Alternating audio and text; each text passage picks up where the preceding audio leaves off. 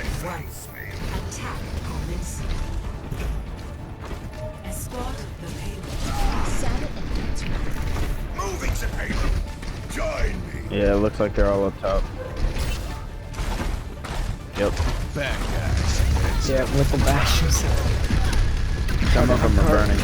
Hug card. Don't pull up your shield, just hug card. Hug card now. I was right, forgot to hug card. They're running the Zarya as well.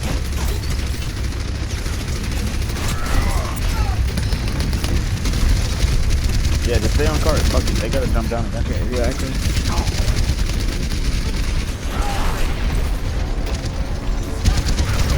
They're burning, like almost all of them. There we go. The whole .53 meters. Zarya one, Zarya one. Like, push them off. I don't know.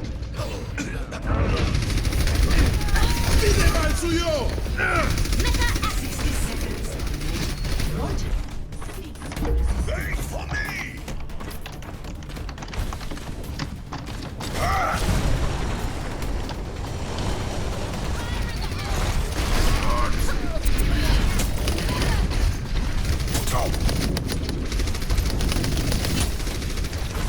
Watching your back. Don't worry, my friend. Hey, 30 seconds. Cannot stop. Let's go around. Get in there.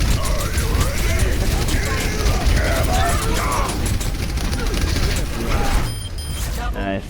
Nice. Good shatter. Triple kill.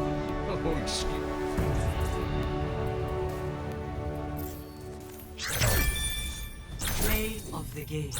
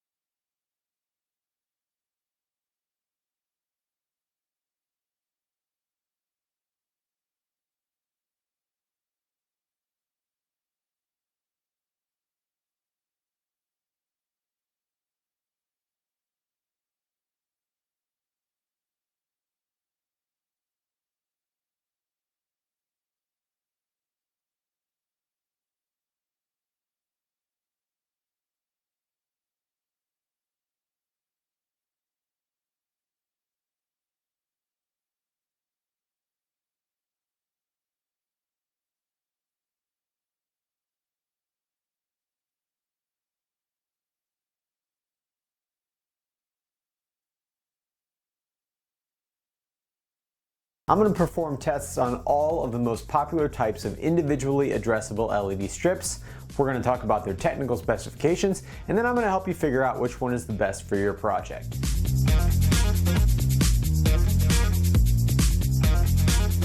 First of all, if you're looking for the one best LED strip, I unfortunately can't give you a single answer.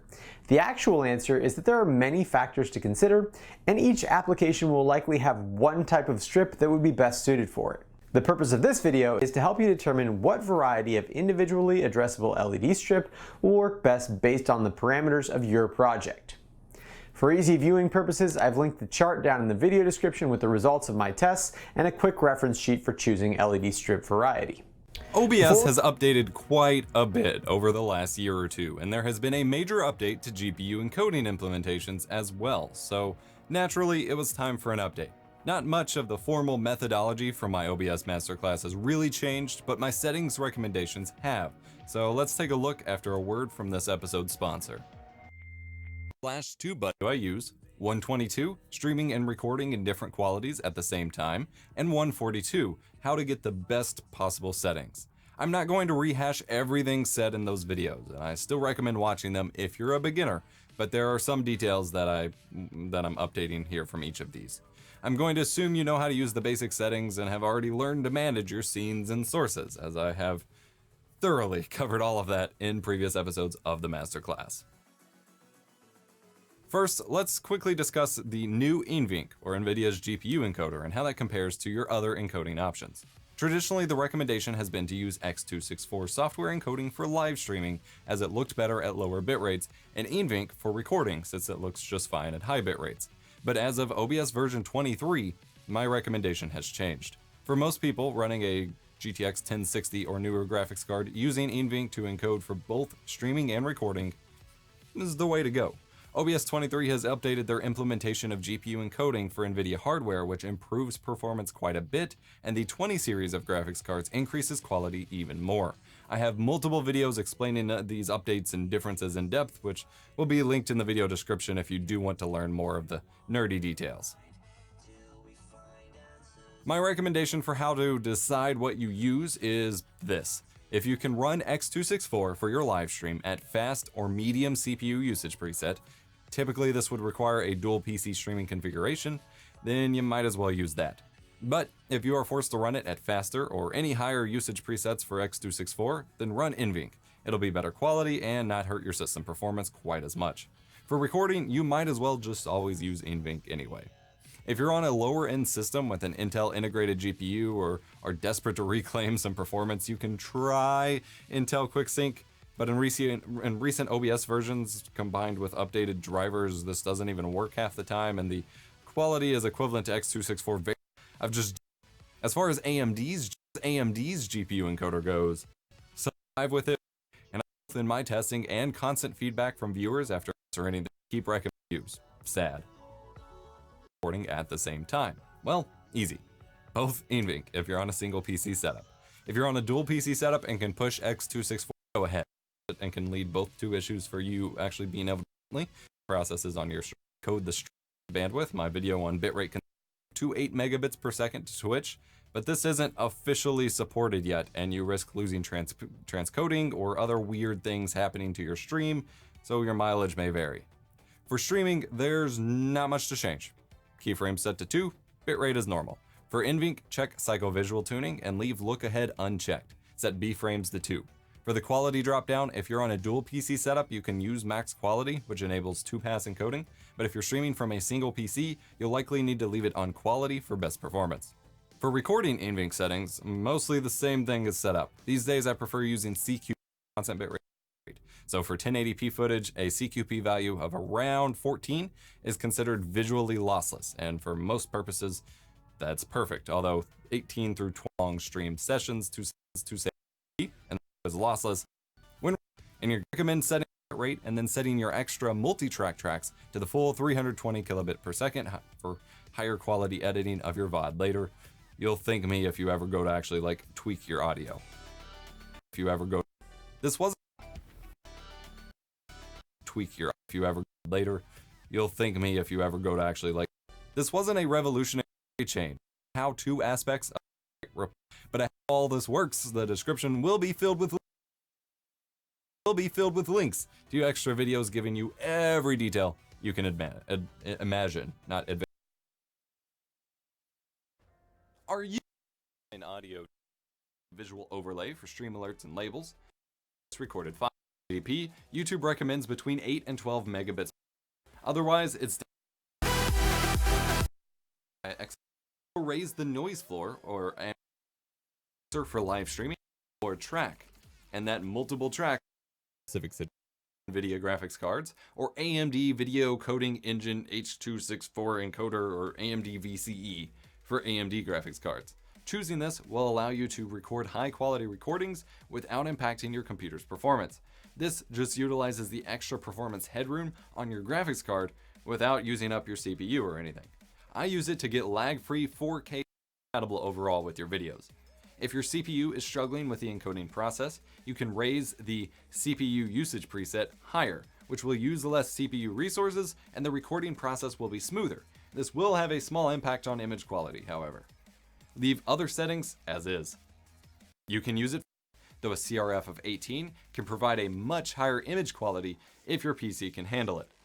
The numbers are counterintuitive. The lower the CRF value, the better the quality provided. If you're using a hardware encoder like NVENC, I highly recommend just going with VVR. Let's knock out a couple other settings before we touch on bitrate. Compatible with next and still leave or directly you go. Burn out file. All of your audio bitrate should be set to 300 recording tab too, of course. If you're working with a recording only profile, then it doesn't matter what the streaming tab settings are, as you should never click start streaming. With recording settings, choosing a bitrate is probably the hardest part. The bitrate is the rate of data for the video file. Up to a certain ceiling, more bitrate equals higher quality video footage. At the same time, more bitrate also equals bigger file sizes and often the need for a dedicated recording drive. Let's walk through the settings in this menu. For type, you just want to leave that on standard. In other videos in this course, I will show you how you can use the custom type to record some cool formats, but for now, let's just leave that on standard. Recording path is where your video recordings will be saved to. If you struggle to find your video file after recording, come back and check to see where this is set. Your video file will be there. As I mentioned before, you'll get the best performance results if you can record to a secondary hard drive or solid state drive in your PC. This is typically only something you'll have in desktops or high-end laptops. If you don't know what any of this means, no big deal. You can make do with the drive that you have already in your computer. Choose your recording destination and then decide if you want a file name with spaces or without. This is something you only need for specific oddball systems, and you'd know it if you need it. Otherwise, it's down to user preference. Next, we have the recording format. For most people, you will want to choose MP4 or MKV. MP4 is the most widely compatible format to use, but there's a big glaring issue with the format. If your OBS crashes, computer crashes, or recording gets interrupted for any reason when recording to MP4, the file will corrupt and become unrecoverable, period. Thankfully, you can set it to record to MKV format, which doesn't corrupt if the recording crashes. And then when done recording, go to File, Remux Recordings.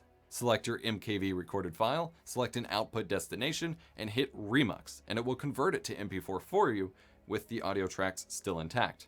This is pretty neat. It's an extra step, but make sure that you never lose a recording due to file corruption. Used to, people would recommend hardware encoding. See, graphics cards have always had dedicated video encoding engines, but they haven't been made available for us to actually use until recently. Now, newer AMD and NVIDIA graphics cards come with their own encoding engines that we can use in programs like OBS Studio for lag-free video recording. In the encoder box, if you have a supported graphics card, you'll see either NVENC H.264 for NVIDIA graphics cards, or AMD Video Coding Engine H.264 encoder or AMD VCE for AMD graphics cards. Choosing this will allow you to record high-quality recordings without impacting your computer's performance. This just utilizes the extra performance headroom on your graphics card without using up your CPU or anything. I use it to get lag-free 4K 60 FPS recordings all the time, and it can benefit you too. X264 looks better at lower bit rates, such as when streaming, whereas NVENC and AMD's VCE resolution, then your resolution set in your video settings tab, you can check the rescale output and change the resolution here. Typically, if you want this to affect recording settings, you would change this in the video settings tab, whereas you would change this on a per stream basis for your streaming settings. Leave custom muxer settings blank, unless you already have a specific reason for using it. You have a couple options with rate control. For streaming, using CBR is typically recommended, but recording is more flexible depending on your system. In my experience, you get the best performance results by using CBR or VBR. VBR stands for variable bitrate and allows the data rate to change based on the amount of action in the scene. This can improve quality, but cause hiccups in the recording if your CPU can't keep up with the changes. CBR stands for constant bitrate and means that it always records the same amount of data. Sometimes the CRF, or constant rate factor. This means that higher quality in recording and much higher impact on your performance. CRF 23 to 20 provides a good balance of image quality, the better the quality provided. If you're using a hardware encoder like NVENC, I highly recommend just going with VBR. For YouTube and before free, I don't need ready in your computer hardware encoding. See, graphics cards have always had dedicated video encoding engines, but they haven't been made available for us to actually use until recently. Now, newer AMD and NVIDIA OBS supported graphics card, you'll see either NVENC H.264 for NVIDIA graphics cards, or AMD Video Coding Engine H.264 encoder, or AMD VCE for AMD graphics cards. Choosing this will allow you to record high quality recordings without impacting your computer's performance. This just utilizes the extra performance headroom on your graphics card without using up your CPU or anything. I use it to get lag-free 4K syncing as well, better at lower bit rates for recording. If you want to record to a lower resolution than your resolution here, typically if you want this to affect stream, so you already have a specific for stream system, in the amount of action you can't keep up, always much larger file size, rate speed using the CPU. Now, what bitrate you can set is your internet upload speed. With recording, it's a little different.